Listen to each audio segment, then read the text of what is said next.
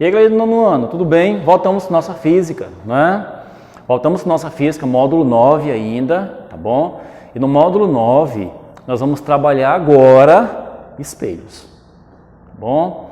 Nesse caso aqui, eu vou dar ênfase para o nosso espelho plano, tá bom? Lógico, nosso próximo quadro eu trabalho com vocês espelhos esféricos. Professor, tem diferença? Tem diferença, tá bom?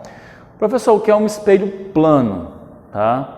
Um espelho plano, ele é um ponto reflexivo, tá? Onde ele é totalmente plano, ele não tem curvatura, ele não tem angulação, tá bom? Você pode perceber que esse aqui é o modelo de um espelho plano, é uma linha. Essas tirinhas aqui, essas cerdas, é o lado opaco. Significa que o lado refletor do espelho é esse lado aqui, ó, tá bom? É esse lado aqui, esse aqui é o lado opaco. Toda vez que você tiver esse símbolo, nós temos um lado opaco, que é o lado das cerdas. Esse lado aqui é o reflexivo. O da esquerda é o reflexivo, o da direita é o opaco. Tá bom? Bom, um espelho plano, ele consegue gerar imagens perfeitas, tá? Virtualmente perfeitas. Por quê? Porque, na verdade, ele gera imagens idênticas ao objeto, tá? Todo espelho plano, ele contém algumas características quanto às suas imagens, tá? Lógico, a luz, quando ela bate no espelho plano, ela sofre a nossa reflexão regular, ou melhor, o ângulo, você pode perceber que o ângulo de entrada é o mesmo ângulo de saída, certo? E os raios mantêm o seu paralelismo, gerando imagens perfeitas, tá? Professor, então quais são as características dessas imagens? Bom, as imagens, vou começar por aqui, ó, de baixo para cima. Elas são imagens igual ao objeto. A imagem é do mesmo tamanho do objeto. Bom, se o objeto tem 1 metro, a imagem tem 1 metro, certo? Então, esse espelho plano, ele gera uma imagem idêntica ao objeto, tá certo? Ou melhor, esse objeto por onde a luz se desenha, gerando essas reflexões e gerando a imagem. A imagem é virtual. Professor, por que a imagem chega a ser virtual? Por que ela não é real? Já que ela é idêntica ao objeto. Ela é virtual porque, na verdade, o espelho, ele gera imagens, como eu posso dizer, imagens que não existem no seu plano. Se você se enxergar no espelho, tá? Você está no seu banheiro, no seu quarto, você se enxerga naquele espelhão que você tem lá, você pode observar que ele não gera só a tua imagem, ele gera a imagem de todo o espaço ao teu redor. Então, você tem a impressão que dentro do espelho existe um segundo espaço, tá? Se você está no quarto, você pode observar que o teu espelho, ele gera uma imagem do teu quarto, né? De você e do espaço onde você se encontra. Então, aquilo ali não existe. A imagem não está dentro do espelho. Ó, você pode observar que a imagem desse bonequinho aqui, que é o objeto, está aqui, ó. Será que esse indivíduo está aqui? Não, né? Esse indivíduo ele está onde? Onde é que está a imagem real dele? Ele se encontra aqui, olha. A imagem real dele está aqui, tá? Na superfície do espelho. A imagem dele não está aqui, na verdade. Essa distância não existe, essa distância ela é virtual, tá bom? É uma distância imaginária. Dentro do plano do espelho não existe, tá? Uma distância. Bom, não existe um segundo plano, tá bom? Então você pode observar que aquela imagem, ela é uma imagem virtual. Ela não existe, tá? Aquele plano dentro do espelho não existe, tá bom? Então, a nossa imagem é idêntica ao objeto e ela é virtual, pelo fato dela gerar pontos que te dão uma noção de espaço, só que aqueles pontos não existem. Essa distância aqui ela é uma distância irreal, tá? Então, esse indivíduo aqui, ele não está aqui, na verdade, ele está na superfície do seu espelho, a imagem dele, tá bom? Então, isso aqui se torna uma imagem virtual, tá bom? E a principal, que é uma imagem enantiomórfica, tá? Professor, o que é uma imagem enantiomórfica? O enantiomorfismo significa que a imagem ela fica revertida em relação ao objeto. Por exemplo, se você pegar a sua mão direita e colocar na superfície do espelho, ele vai gerar a imagem da tua mão esquerda. Tá? Ou melhor, você pode observar que não tem como você gerar uma imagem de sobrepor. Ou melhor, não tem como você sobrepor um elemento, certo? Por exemplo, eu vou chamar uma pessoa aqui que ela vai me ajudar, tá? A mostrar para vocês o que é, na verdade, o efeito de um espelho, que é o nosso professor Petinho, né? Petinho, sobe aqui. O Petinho vai ficar aqui na minha frente, tá? O Petinho, na verdade, ele é o meu espelho. Bom, vocês estão enxergando o Petinho aqui? Então, eu vou levantar a minha mão direita, tá? O Petinho é meu espelho. Então, você pode perceber que ele vai levantar qual mão dele? Qual lado da mão dele? Vamos lá, Peterson. Olha aqui, ó. O professor Peterson é o meu espelho, né? Então, enquanto eu levanto a minha mão direita, o professor Peterson levantou qual lado? O esquerdo, exatamente. Se eu levantar a minha mão esquerda, o professor Peterson levanta a direita. Vendo? Então, valeu, meu querido. Então, você pode observar que o professor Peterson, sendo uma imagem da minha pessoa, você pode observar que eu gerei movimentos enantiomórficos. Na hora que eu movimento um lado, ele movimenta outro oposto, a reversão dele, ok? Ou melhor, todo espelho plano gera imagens enantiomórficas, imagens revertidas. Reverter, tá? É uma troca de posições na horizontal, tá bom? Então, essas são as características do nosso espelho plano, ok? E você pode observar que essa imagem enantiomórfica, que eu acabei de trabalhar aqui com o professor Petinho, você pode observar que também você pode observar aqui no quadro, né? Por exemplo, aqui nós temos um espelho. Aqui do outro lado vai se gerar uma imagem. Essa imagem ela não é real, ela é virtual, tá bom? Só que, como se ficaria essa palavra? Se você fosse enxergar ela de frente para o espelho. Você pode observar, olha, que vai acontecer isso aqui, olha. Preste bem atenção. Você pode observar que vai acontecer isso, ó. Tá? O O, bom? O M, nosso M e o nosso A. Né? Então, o que você está lendo aqui? Você está lendo a palavra Roma, né? A nossa palavra amor se torna a palavra Roma. Professor, por quê? Porque essa imagem é enantiomórfica, tá bom? É uma imagem revertida, certo? Bom, entenderam como é que funciona? É muito simples, né? O nosso espelho plano, ele consegue fazer esses efeitos, tá bom? Características o quê? Enantiomórficas, virtuais e imagem idêntica ao objeto, igual ao objeto. Tá certo? Ou melhor, em dimensões. São imagens idênticas, ok? Olha, tem um exemplo aqui básico para a gente trabalhar de dois espelhos planos. Eu coloquei dois espelhos aqui, espelho 1, espelho 2. Lembre-se que o nosso espelho plano, ele segue aquela regrinha da reflexão da luz. Bom, a primeira e a segunda lei da reflexão da luz. Então, por exemplo, eu tenho um raio que bate no primeiro espelho, sofre uma reflexão, bate no segundo espelho, no ponto B, e se reflete novamente, né? Para outro ponto. O que eu quero aqui nessa questão?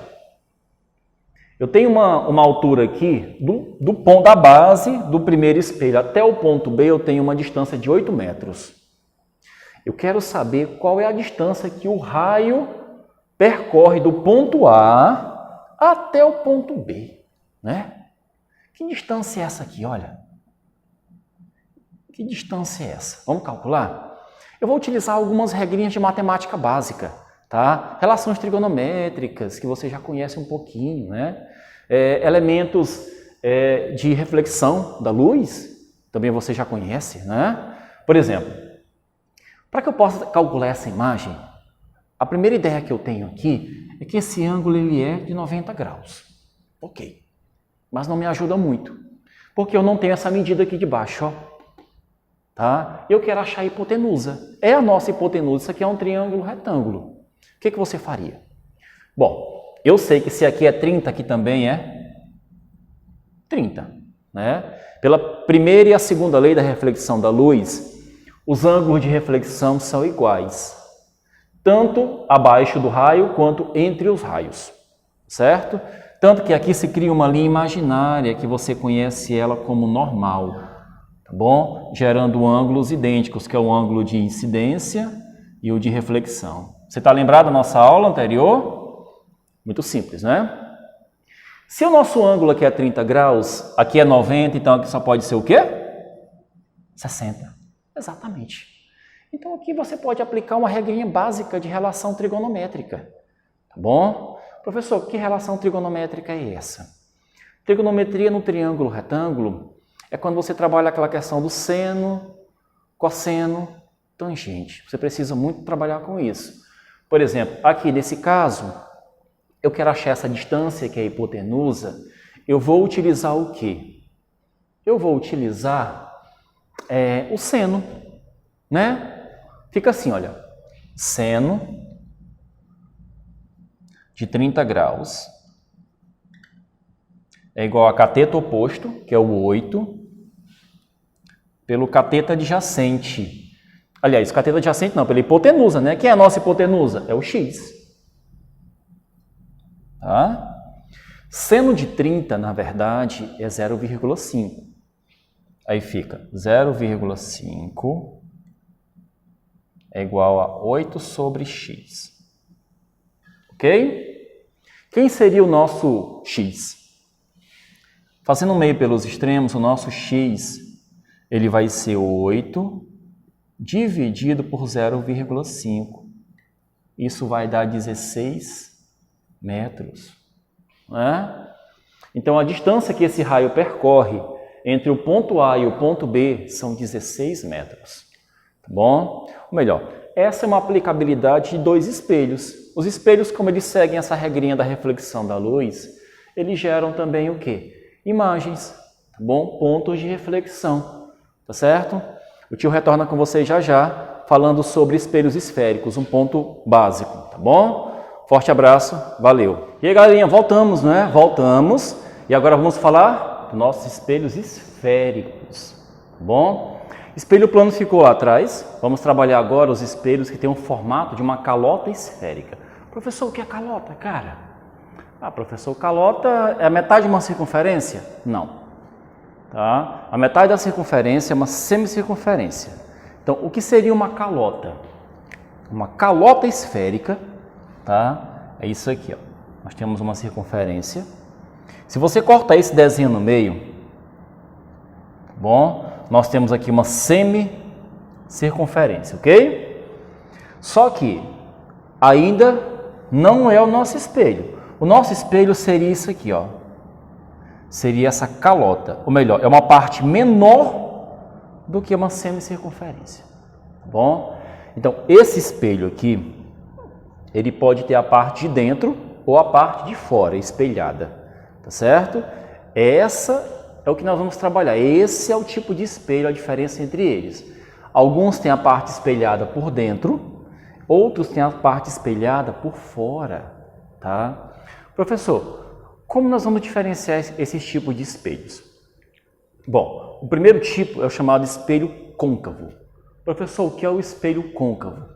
É aquele espelho cuja parte de dentro, tá? A interna, essa partezinha aqui, olha, essa partezinha aqui é a parte espelhada.